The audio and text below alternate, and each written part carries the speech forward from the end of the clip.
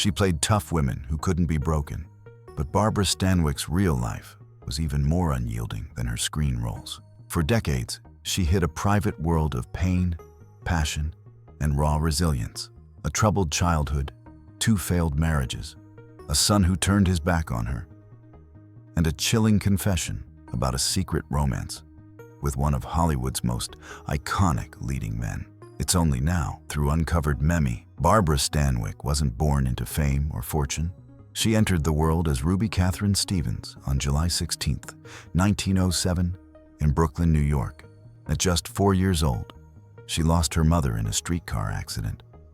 Her father, unable or unwilling to cope, vanished soon after, leaving Ruby orphaned and drifting through foster homes. It was her older sister who stepped in, offering what stability she could. But the damage was already done. That early abandonment forged Stanwyck's legendary independence and steely emotional strength. Her toughness wasn't an act, it was survival. Before Hollywood came calling, she was a chorus girl in nightclubs, dancing for dollars in the smoky haze of vaudeville. In 1926, she landed a breakthrough role in a Broadway play called The Noose. The industry took notice. A year later, she debuted in the silent film Broadway Nights, and unlike many silent stars, she thrived when talkies arrived. Her voice had bite, her screen presence was undeniable.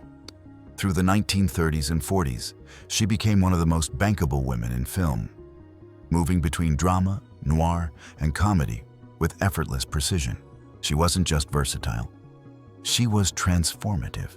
In Stella Dallas, she tore hearts apart as a working-class mother, making the ultimate sacrifice for her daughter. In The Lady Eve, she sparkled opposite Henry Fonda, delivering wit with the ease of a seasoned comic. And in Double Indemnity, she became the blueprint for the modern femme fatale. Her portrayal of Phyllis Dietrichson was ice and fire, seduction and death in a single stare. Stanwyck was nominated 4 times for an Oscar, never won.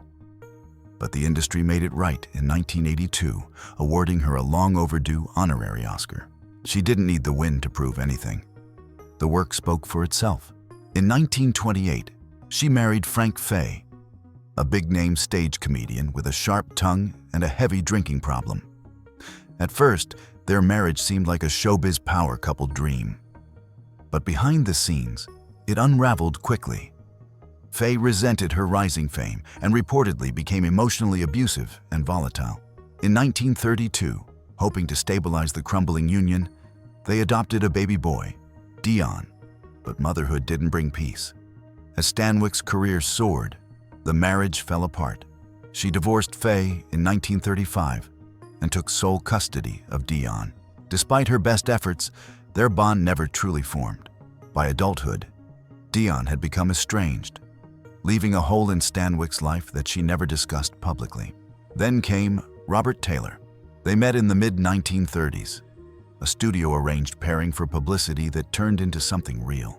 Taylor was 9 years her junior, dashing, charming, and adored by audiences. They married in 1939, and to the outside world, it was a Hollywood fairy tale. Behind closed doors, they clashed. She was practical and disciplined. He was more carefree, more detached. The studio kept the cracks hidden, but over time, distance grew. When it was over, it was Stanwyck, ever the protector, who filed for divorce so Taylor's image wouldn't suffer. They stayed friends. When he died of lung cancer in 1969, she mourned him in silence. She didn't attend the funeral, but she sent flowers and a note that said everything.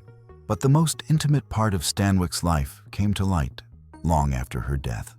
In an unpublished portion of her memoir, discovered through archival research, she revealed something no one saw coming: a secret affair with Burt Lancaster.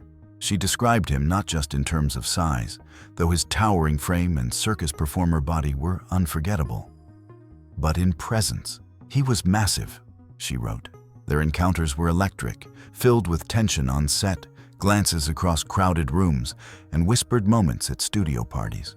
He was one of the few men who challenged her, intellectually, emotionally, physically. One night, he opened up to her about the pain of fame, the loneliness of always performing. "Some men pass through your life like shadows on a wall," she wrote. But Bert, he was a force of nature. Their relationship was fleeting, forbidden, and unforgettable. In the 1980s, Stanwyck quietly stepped back from the spotlight. She lived modestly in Beverly Hills, devoted time to charity, and avoided public praise. But in 1981, a nightmare shattered her peace. A man broke into her home late at night, assaulted her with a flashlight, and locked her in a closet while he looted the house. He got away with $40,000 worth of her jewelry, much of it sentimental. Stanwyck never spoke publicly about the attack, but those close to her said it deeply shook her. After surviving everything Hollywood threw her way, this violation was personal and unforgettable. In 1982, while filming The Thornbirds, a cloud of smoke used for special effects triggered a severe bronchial reaction. It was the beginning of the end. She had smoked since age 9, a habit picked up in the rough world of vaudeville and early showbiz. Though she eventually quit in her 70s, the damage was irreversible. Years of cigarette use led to chronic lung disease, and her health spiraled. The woman once described as indestructible was finally slowing down. Barbara Stanwyck died on January 20th, 1990, at 82 years old. Congestive heart failure and COPD claimed her life at a hospital in Santa Monica. But even in death, she remained private. She didn't want a funeral, no tributes, no red carpets, no public mourning. Just ashes scattered over Lone Pine, California, the wild, open place where she filmed her favorite westerns. It was her final escape, a return to freedom. Barbara Stanwyck wasn't just a movie star. She was a force of nature. She didn't play unbreakable women to impress anyone. She played them because she was one. Every role she inhabited, every line she delivered, came from somewhere deep within. A well of pain, endurance, and hard-earned wisdom. Hollywood praised her for her strength on screen, but few ever truly knew the battles she fought off it. She lived a life shaped by abandonment, driven by survival, and marked by a relentless determination to never be a victim of her circumstances. She was orphaned as a child, betrayed in love, estranged from her only son, and yet she never asked for sympathy. She just kept moving, kept working, and kept building a legacy that refused to fade. And beneath all that steel, there was a woman who loved deeply, sometimes quietly, sometimes recklessly. A woman who never remarried after losing the one man she truly gave her heart to. A woman who carried a secret romance with one of Hollywood's most untamed icons and chose to hide it from the world, until her words, buried in an old memoir, revealed it decades later.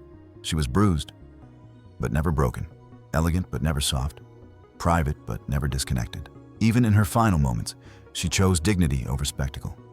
No funeral, no fanfare, just her ashes, scattered over the rugged California landscape she loved so dearly.